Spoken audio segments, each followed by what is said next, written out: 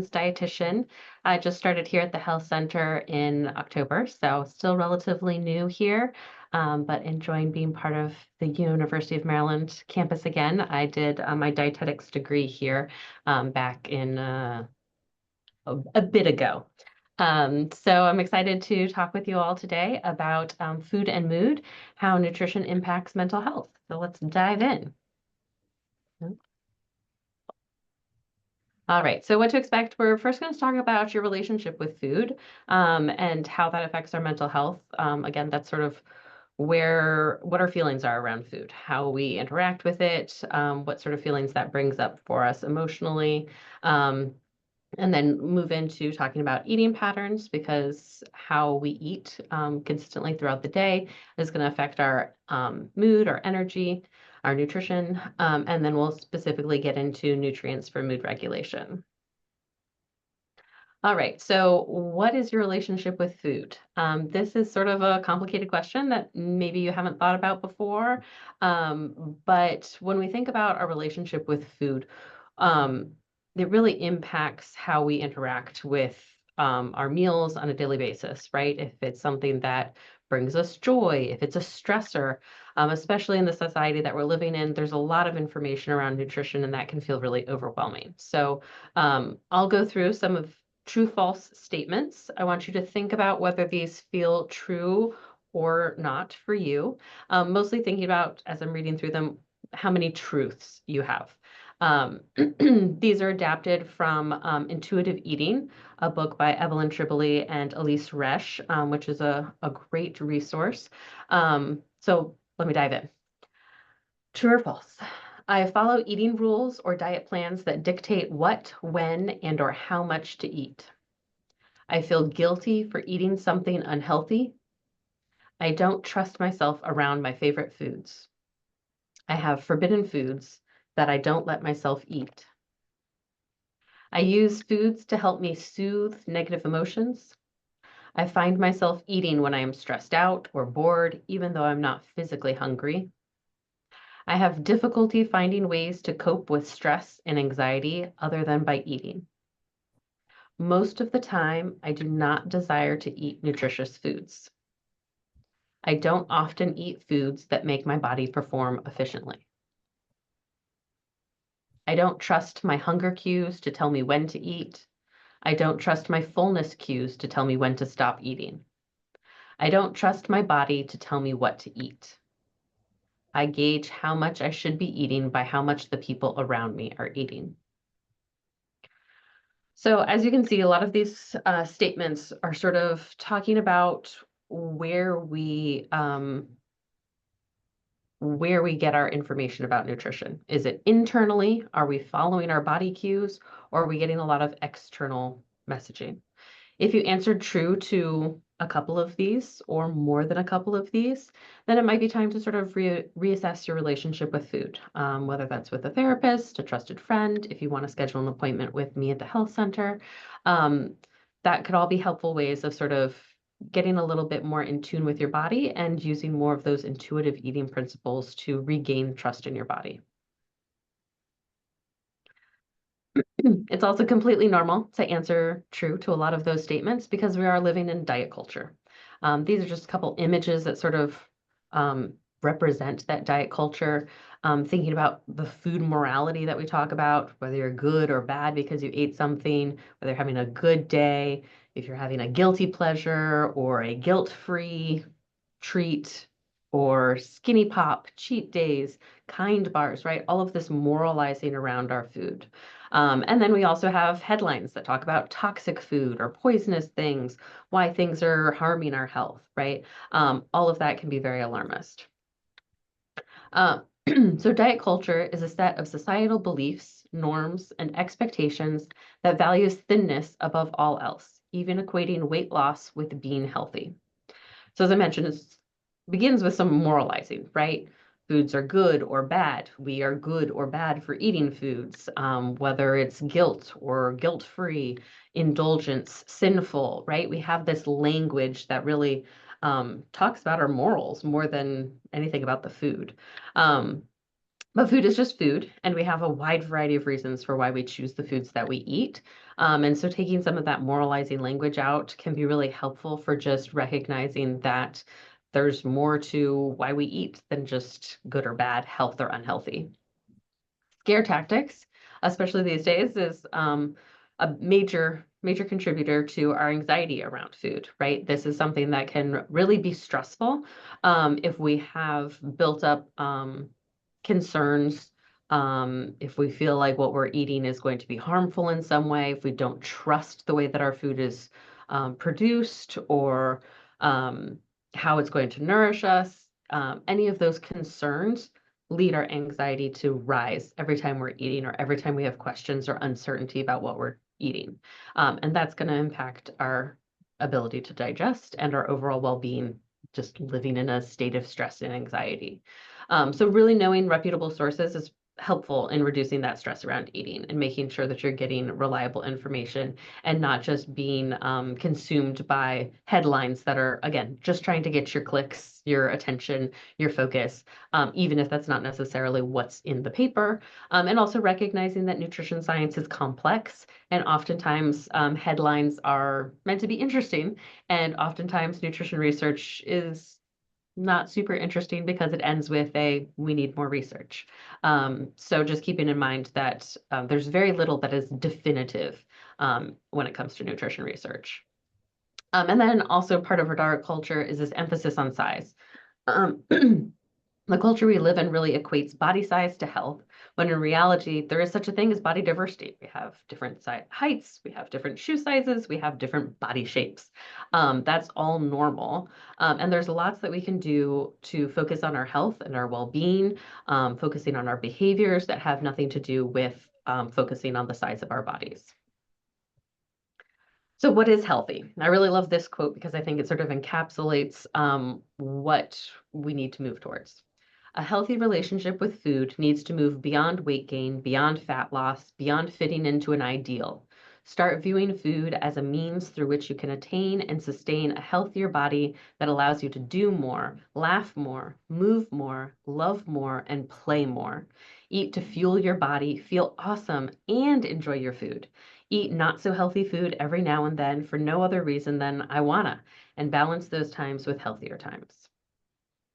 So focusing on having a healthy relationship with food is really helpful for our mental health, right? Because it reduces the stress and anxiety around eating. It means that we're in a more relaxed state when we are eating whatever we choose to eat. We got to get away from that moralizing of feeling like we're a good person or a bad person based on what we eat, and recognize that nutrition is more nuanced, that we have to believe that there's lots of reasons why people make the choices that they have, whether that's because their access to food is limited or their medical history or personal goals, right? There's a wide variety of reasons why we choose our foods, and just making sure that we're thinking about a holistic version of health, not just our physical health, but also our mental and emotional well-being. So a healthy relationship with food can look like this. And these are concepts written out by a registered dietitian, Marcy Evans, who really specializes in eating disorders. So focusing on healthy relationship can look like eating is often enjoyable, full of flavors and textures you truly love. Eating doesn't define you as a person. Eating requires some forethought and planning, but does not preoccupy the majority of your thoughts. Eating is flexible in terms of timing and variety. Eating does not result in feelings of guilt or shame. Eating is motivated by internal cues of hunger and fullness most of the time. When eating or thinking about eating, you can feel relaxed and at ease. Sometimes you eat solely for the pleasure of eating, regardless of nutritional content. Balanced, nutritious eating comes naturally because of your connection to how certain foods make you feel physically, and the emotional tug of war is not present. Eating is viewed as a way to take good care of yourself. So I think those are all really important concepts. I hope that that sort of triggers a different way of thinking about food and your relationship with food, and also recognize that you're likely never going to be able to have a completely healthy relationship with food for the rest of your life from here on out. There's likely going to be times where it's easier or harder, more complex, where you feel like you're just getting too many mixed messages to really feel at ease, but sort of coming back to trying to attain this goal when you can. So how do we focus on improving your relationship with food? It can be hard to navigate that. So the first place where I always start with all of my clients is making sure that we're eating regularly throughout the day. And this is a surprisingly hard concept because we have so many messages from our culture that we should be skipping meals, that not having time to eat is enough of a reason to not eat, and just so many things going on pulling our attention that eating doesn't become a priority. But eating regularly throughout the day means that it's going to help manage our blood sugar levels, which helps manage our mood, keeps our mood stable. We're not on this roller coaster of getting so hungry that we're hangry, that we can't be around people, or getting so tired that we can't focus.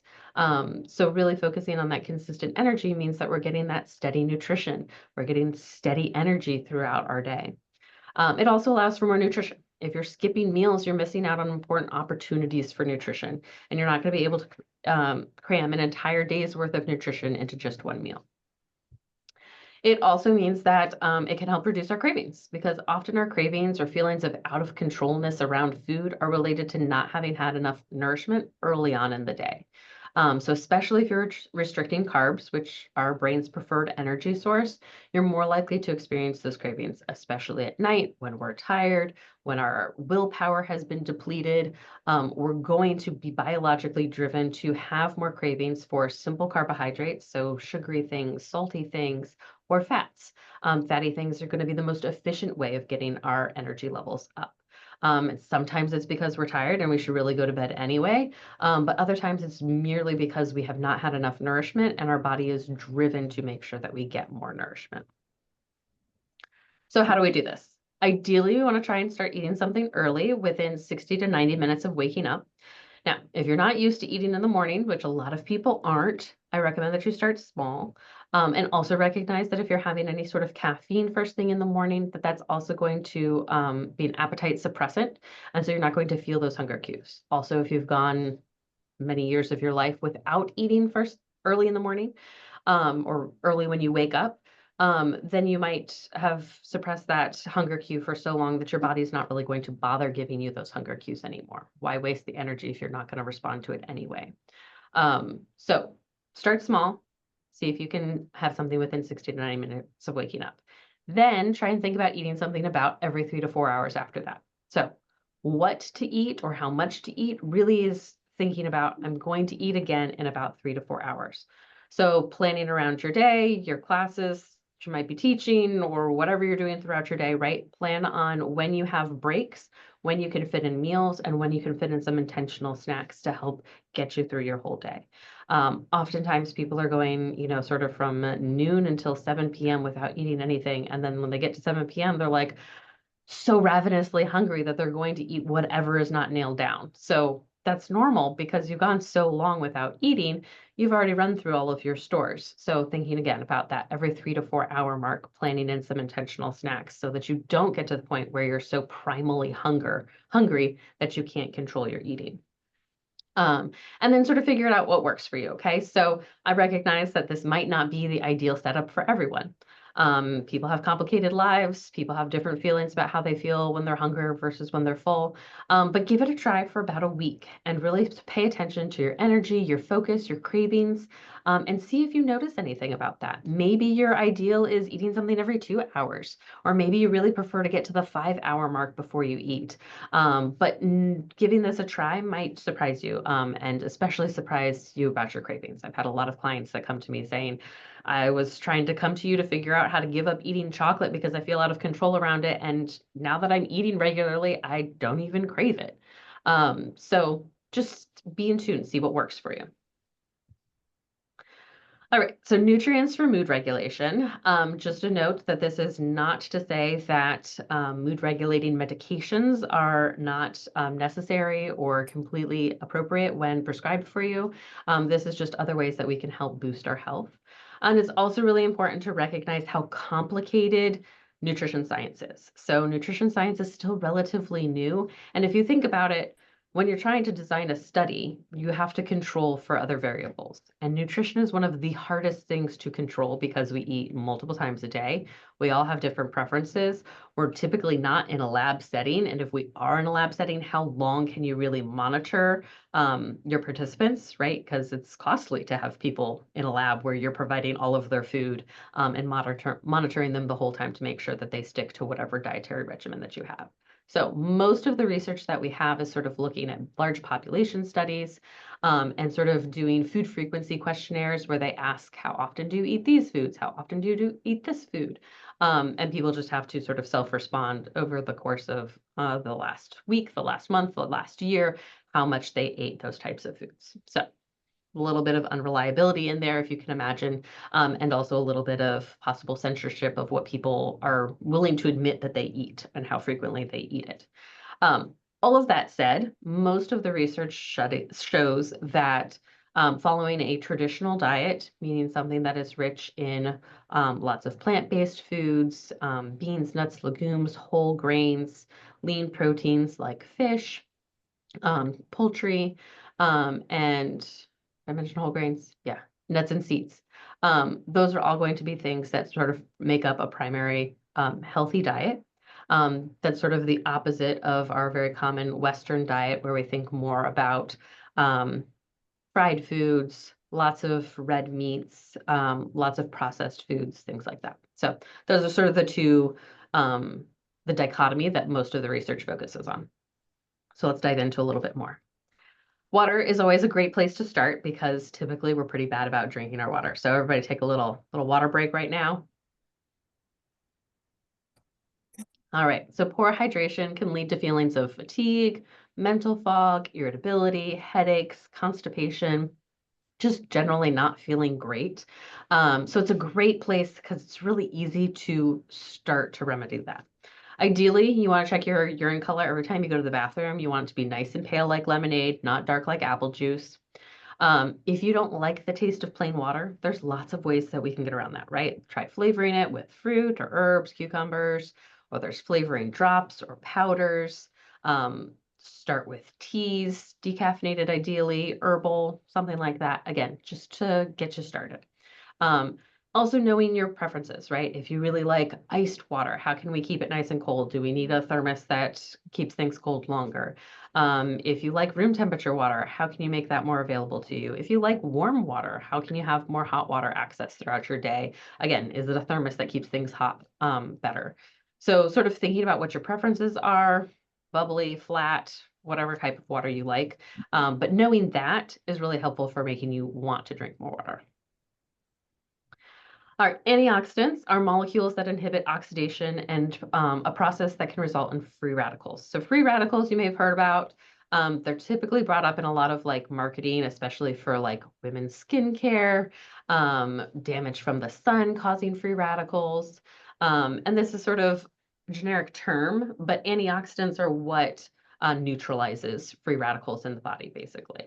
So antioxidants are helpful because they reduce inflammation and can help prevent and repair DNA damage.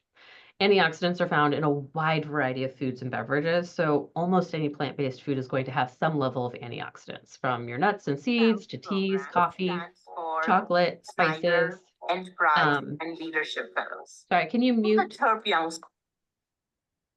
Thanks. And so lots of different ways of getting in our antioxidants. All sorts of produce is going to have various levels.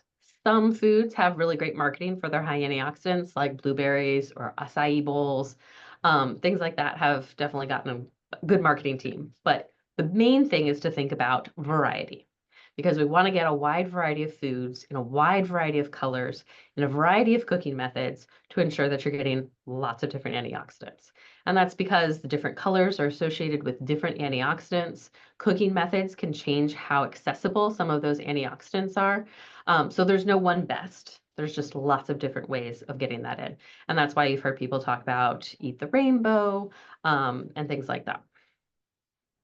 All right, omega-3 fatty acids, you've probably heard about these before, great for inflammation, especially good for our brain health, found in fatty fish like salmon, herring, mackerel, sardines, tuna, flaxseed meal, walnuts, chia seeds, canola or soy oil are all good sources of those omega-3 fatty acids. And omega-3 fatty acids have been specifically found to help to be correlated with lower rates of depression. So that's always something that we're looking for, right, to help boost us, but especially good for brain health.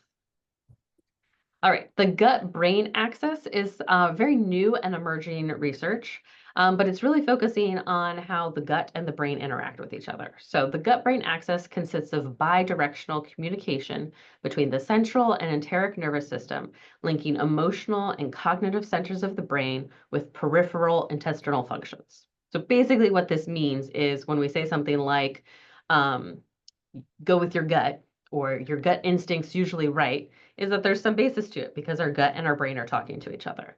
This also plays from brain down, right? If you're feeling stressed and anxious, then you're not as readily able to get into a state of rest and digest, right? We've got our fight or flight system on one hand, and on the other side, we've got our parasympathetic nervous system, which is our rest and digest. So if we're stressed out constantly, which many people in our society are, we have to think about how to balance that out by getting into a state of rest and digest.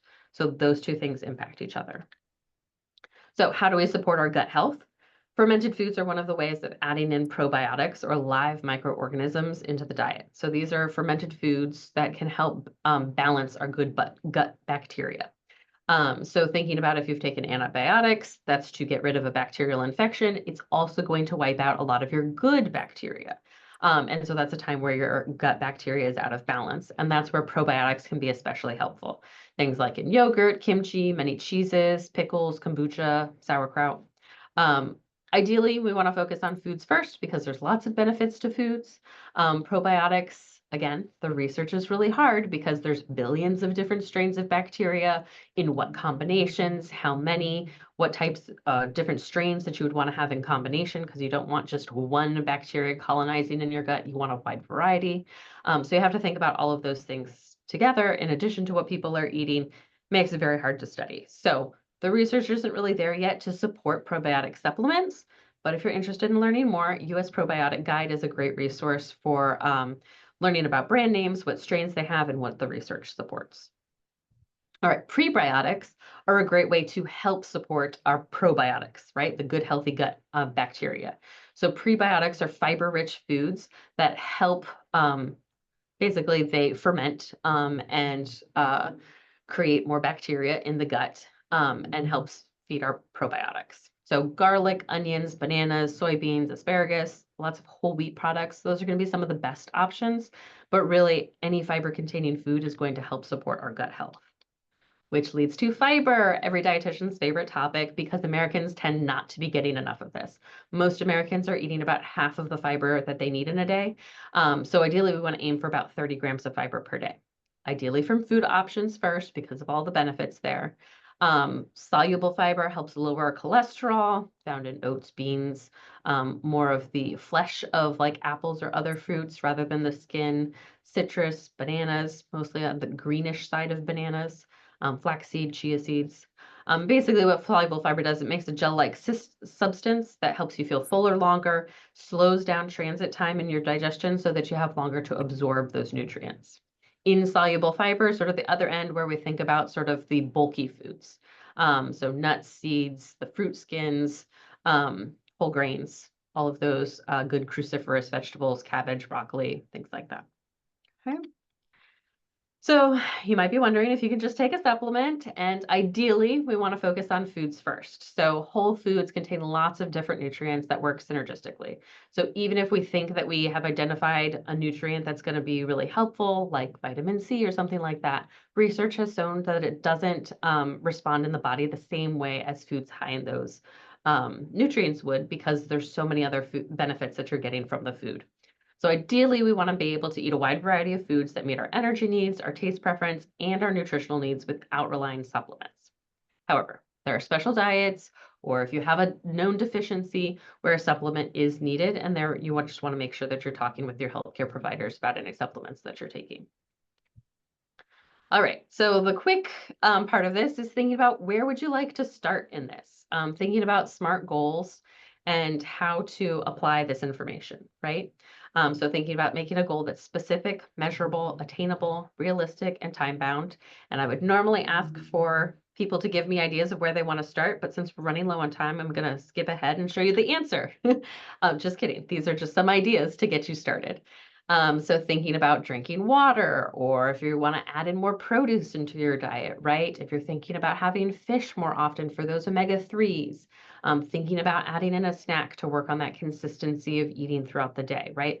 Or even just something basic like taking 3 deep breaths before your meal so that your gut is in a state of rest and digest and can actually relax and enjoy that food and absorb those nutrients. That can be a really great place to start. All right, so that's my information. Staff are more than welcome to schedule appointments through me through the main health center registration line. It is $50 for staff to make appointments with me. In the fall, though, we will be having our peer nutrition coaching program again. And that is where dietetic students who have been trained to go through nutritional coaching can work with you on non-medical nutrition therapy, but on choosing a goal like those ones I talked about, and helping form some accountability, and just giving you sort of a place to start and a little bit of guidance about making goals. So look for that in the fall. Any questions?